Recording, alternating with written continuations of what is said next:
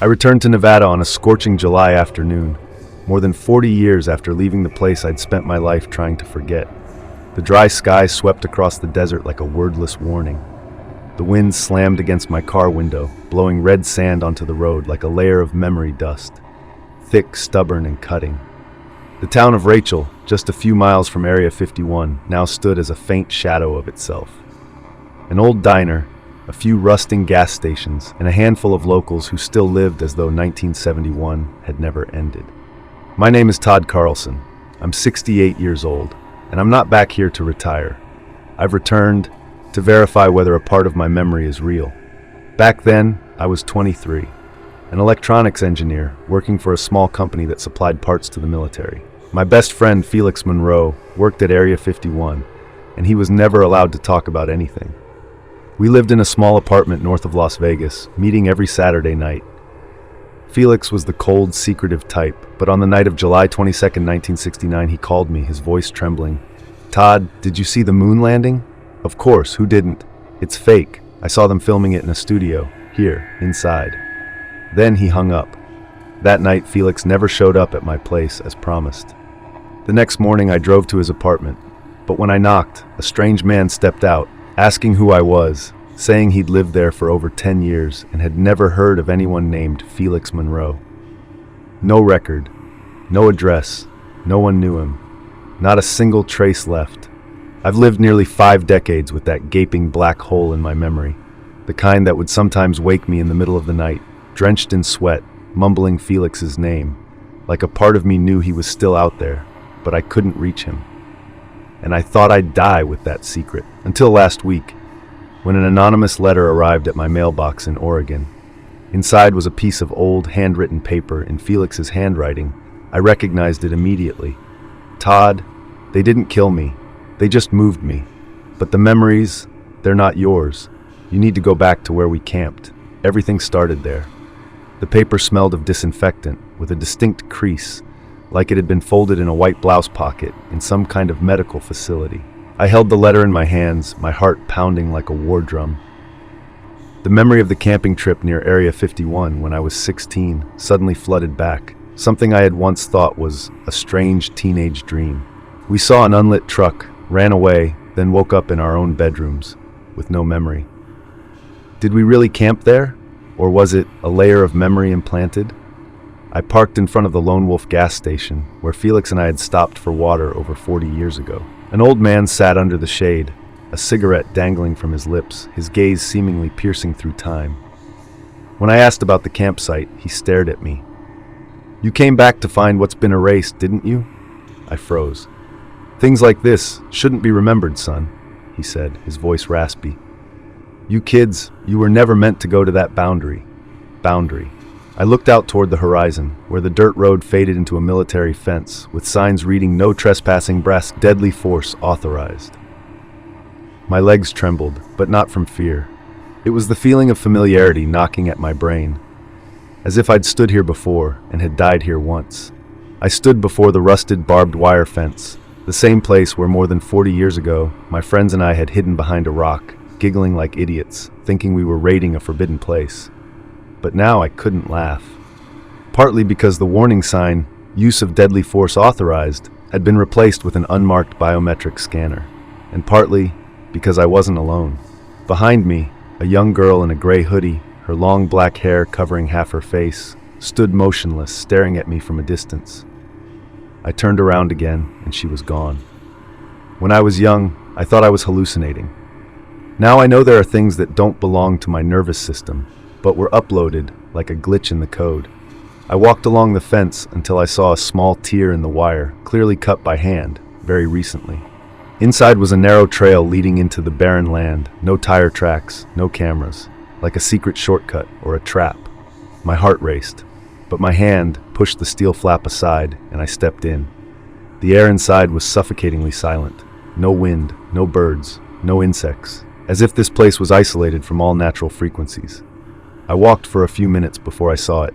A rectangular concrete building, no nameplate, no windows, its surface covered in desert-colored paint, almost perfectly camouflaged with the surrounding landscape. There was only a single metal door, no handle, no lock slot, just a steel frame standing alone in the wall. But the strangest part was that I recognized it. I had never seen it before in my life, I was sure of that. But my brain knew exactly how high the door was, how it would open, and even the smell of the air inside. As if I had come and gone from this place 1,000 times, even though there was no reason for that to happen. I reached out, and the door slid open automatically with a dry whoosh. The smell of chlorine and ozone electricity hit me in the face. A long, narrow corridor illuminated by faint fluorescent lights, the floor markings still fresh, as clean as an operating room. No dust, no noise, no one. I stepped in, and the door closed silently behind me. After walking about 20 meters, I saw photos on the wall. No frames, no labels, just black and white, blurry portraits. What made me shiver? I recognized every face. My elementary school teacher, the mailman from my childhood, the old woman who sold pastries near Nellis Air Force Base, and myself at 16, eyes wide open, mouth taped shut. I stumbled back, crashing into the wall. The fluorescent lights flickered incessantly, as if reacting to the rhythm of my heartbeat. At the end of the hallway, there was another door, this time with a single sign, SCP-037-AZ Reset. Before I could approach it, the lights cut out. I stood in the dark, only hearing my own breath, and another set of footsteps, not mine, drawing closer. A female voice whispered right behind me, "None of you should remember anything." I turned around. No one was there. When the lights flickered back on, I was standing alone, except for something lying at my feet, an old, blurry ID photo with the name Felix Monroe, and on the back of the photo, scribbled in messy handwriting, "Don't remember, they're watching through your eyes." I stood there trembling as I held the photo with Felix Monroe's name, my best friend, who vanished in 1969 as if he had never existed. And now he appeared like a data file exposed in a memory leak system. On the hallway wall, a red LED flashing constantly displayed a message. "Access to third memory layer, access level prohibited." I touched the door labeled SCP-037-AZ Reset. There was no handle, but as if programmed, the door slid open automatically when I approached, without any mechanical sound. Inside didn't resemble a room. It resembled a massive brain. Everything inside had an organic structure. The walls seemed to be coated in flesh, with electric pulses running through artificial blood vessels in every hallway. A twisted cable system, like artificial nerves, directly attached to gigantic tanks of bubbling liquid, a dark green fluid, faintly glowing. I stepped in, each footstep seemingly triggering a chain of strange memories. A black and white screen appeared on the wall, displaying a video. It was me, younger, wearing a patient gown, head shaved, eyes wide with panic. A man in a white coat stood next to me, turning to the camera and speaking. "Experiment 037-AZ, third layer memory loop, subject Todd Raymond, level F technician." I nearly fell out of reality. Todd Raymond? Is that me? I don't remember ever participating in any experiments. But then, the voice on the screen, my voice, screamed, "I don't want to remember anymore. You promised I would forget everything." The screen cut out. On the wall behind appeared a map of the human brain, with 3 numbered layers. Layer 1, perception, present. Layer 2, dreams, symbols. Layer 3, memory override, inaccessible unless activated correctly. At the bottom, a note read, "Layer 3 can only be unlocked in the event of a global omega-level disturbance." I began to realize I never lived a normal life. I was programmed to think I did. In the corner of the room was a round control panel with multiple slots and a metal cap with electrodes, something I'd seen in 1980s sci-fi films. On the screen, the message read, "Do you want to access deleted memory?" YN I looked around. No one was here to stop me. No further warnings. It was just a choice. Accept or decline. I clicked Y. Everything went dark. The sound of machinery started to whine, like a nerve being stretched to its limit. I saw myself sitting in the dark room, surrounded by countless screens replaying moments of my life, but not the life I remembered. I saw myself pressing the button to delete Felix's name from the database. I saw myself signing the consent form for the experiment, voluntary memory erasure for national security. I saw myself standing with people who weren't there, ageless figures, expressionless faces, dressed in black uniforms and silver masks. I screamed. I wanted to escape the chair, but my body wasn't there anymore. I had been forcibly uploaded back into the third memory layer, becoming the locked data. The final screen displayed a message: "Congratulations. Subject integration completed. Synchronized with Todd Raymond Shell, version 2.1. I woke up, on my sofa at home. The TV was on. The news was showing footage of the Apollo landing on the moon, with the commentator speaking in an excited tone. This is a great step forward for humanity. I looked down at my hand. It was trembling. On the palm, a small red mark, the old symbol of Area 51, which had been decommissioned in 1973. I don't remember how I got home, but I know I had been returned, and the real me might still be suspended in the third layer, in a memory tank, waiting to be reactivated if needed. There's something I haven't told. Since I woke up that day, I've always heard someone knocking on the door at 3:33 a.m. Always 3 knocks. Knock, knock, knock. Silence. I looked through the peephole, never seeing anyone outside. But this morning, after the third knock, an envelope was slipped under the door. Inside was just a piece of silver-gray paper, with no ink, no writing. Only when held at the right angle, words emerged in a photosensitive ink. Todd Raymond, Windows 6 is open. Do not return. Never. I had heard that phrase before, Windows 6. It appeared in a classified document I had briefly seen when working as a maintenance engineer for thermal pressure equipment in the military. At the time, it was just a sector code. But now I know it's a level, a physical door, but opened by thought. This letter feels like both a warning and a guide. And I, despite everything that has happened, can't stop wondering, if I continue, could it open up something else? And if I stop, will I live forever in the oblivion, like the memories that have been erased? I don't know whether it was curiosity or because the memories of the third level hadn't been completely erased, but I tried something crazy. I placed the envelope on the table, closed my eyes, and thought about Windows 6. Immediately, I heard the squeaking of a rusty hinge, not inside the house, but inside my head. I opened my eyes. The living room was no longer the living room.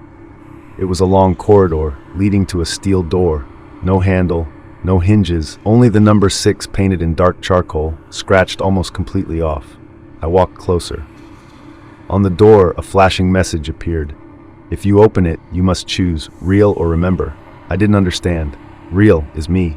Remember is what they buried. If I choose real, I could forget everything. Live again. I might be able to leave this game. If I choose remember, I would enter a memory level even the third level didn't dare to hold. I placed my hand on the word remember. The door opened. There was no light, only thick fog and the repetitive sound, "Process incomplete, do not return." I walked through the mist. Beneath my feet, a conveyor belt was running, but I wasn't moving. I stood still, and the corridor itself moved me to the end. There, a human figure was suspended, plugged into thousands of wires like a fetus in an artificial womb. I got closer. It was me, a perfect replica, but its eyes were wide open, lips continuously murmuring a single sentence. I never left, I never left, I never left. On the wall there was a device, 2 buttons. Erase, to completely erase the memory of level 6. Merge, to merge with the original subject. I didn't know what to choose anymore. If I chose erase, I could leave everything behind. If I chose merge, I would know everything that I was forced to forget. I reached for the merge button. At that moment, a voice rang out. My voice, but older, grittier, emptier. If you merge, you will never be yourself again. Truth doesn't set anyone free. It only makes you unable to survive. I pressed merge. The pain felt like my entire body was being burned from the inside. I collapsed, my vision fading. Before losing consciousness, I heard one final sentence echoing, "Windows 7 is ready." I woke up in the old infirmary, my hands tied with leather straps, my eyes covered with a cloth. Someone whispered in my ear, "We found level 4. We thought it didn't exist, but it's where all willpower is broken. You opened Windows 6, so welcome to level 4. I woke up in a completely white room, with no doors, no natural light, no sound, only the rhythmic sound of a ventilator echoing like a countdown clock. My body felt as heavy as stone, but I could still breathe, still conscious that I was alive, or at least a version of me was living in my place. On the wall in front of me, a sentence slowly materialized as if it was carved with a sharp blade. You chose to remember. Now you must forget in our way. A person entered, dressed in black protective gear, with reflective goggles, their voice distorted through an audio filter. "Your name is Todd Raymond. You've been split. One part of you is in the memory room. The rest of you is here." I shook my head, trying to understand. "What is level 4? The person looked up. "It's where free will no longer exists. It's where we rewrite every reflex, every choice, every original memory. Where those who choose to merge are placed back into the system. Not to know, but to be completely reprogrammed." I was led into another room, where each wall was a giant mirror. But I didn't see my own reflection. Instead, I saw other versions of me, doing. One person was committing suicide. One person was sitting on a bench, pale-faced, holding an Area 51 passport. One person was talking to Felix, who should have disappeared in 1969. I turned to ask the person standing next to me, "Is this a memory, or is it staged?" "No, Todd. These are the remaining will branches in your brain. We're just showing you what was locked from level 1. I took a step back. Each step echoed like a series of breaking sounds in my head. One of the versions in the mirror, Todd with the engineered jacket and blood-red eyes, slammed his hand onto the glass. "Do you think you're real? We're all simulations. Felix didn't disappear. He transitioned earlier than you. You're just the slower version, experimenting with his trail to see who lasts longer." The room started bursting with bright lights and loud sounds. The mirrors shattered. The other Todds rushed out. I ran. No way out. I was pulled into a distorted geometric space, like being inside a magnified brain with twisting structures, glowing nerves, and a constant murmuring sound all around. At the center was a shapeless entity, like a swirling black mass, its eyes lacking whites, just a gaze that instantly exposed every memory I ever had. "Todd, you are not human. You are the 39th replication sequence, the first stable version after Experiment 11. You began at Layer 3, but your core originates from Layer 0, where we wrote every Felix, every moon landing, every Area 51. I screamed. "No! I remember. I lived. I had parents. I had friends. I've loved. I've breathed. You remember because we programmed you to. But now it's time to rebuild. Layer 4 doesn't store freedom. It reclaims it." The room faded, my body liquefied, drawn into that black vortex. I woke up on an old bus, surrounded by strangers. A man in a leather jacket turned to me. "You okay? You were screaming the whole ride." I nodded, heart pounding. On the bus's digital display was a single line, "Next stop, Penhurst, door 7. And the last sentence echoed in my mind, like a repeated transcription. No one ever leaves Layer 4. They're only reborn in a new format. And this time, door 7 is where all shells end. The bus stopped in the middle of a cold rain, so cold it felt like it could numb memory itself. I stepped off. The ground beneath my feet was flooded concrete, and ahead stood a rusted iron gate, the number 7 painted in red, like dried blood. Beyond the gate was Penhurst, not an asylum, not a research facility, but the final station of every artificial memory layer. Inside, there were no patients, only human units walking backward. With each backward step, a memory I thought was real was erased from the timeline. Then I saw Felix, not the old friend with messy blonde hair and a warm laugh. Felix now wore a round-lensed mask, a blood-stained lab coat. "Welcome, Todd. You've gone further than anyone. You are the last version still resisting." I choked on my words. What am I? A person? A simulation? Or a parasite convincing itself of personhood? Felix didn't answer. He led me into a room where the walls were lined with neural readers, streaming data. Each line was a fragment of a life I had lived or thought I had. A screen lit up. It played a video of me in a hazmat suit holding a camera. Me, myself, filming the recreation of the moon landing. I turned to the colleague beside me in the footage. "We're keeping this take, right?" The person nodded. "We need a sample with enough emotion to program Layer 1. And you, Todd, you're the original template." Felix led me down a long corridor, each chamber holding a different Todd. One still believed he was an engineer. One thought he had a wife and children. One was patient number 17 at Penhurst. Felix opened the door to the 11th chamber. "This is the original you, the first instance, the one who created all the stories." Inside lay me, motionless, connected to dozens of wires, eyes shut tight, but lips murmuring non-stop. "I am Todd. I am real. Felix is my friend. Moon landing was fake. Area 51 area." Felix turned to me. "You died in 1970, Todd. Brain death after trying to hack into Layer 1.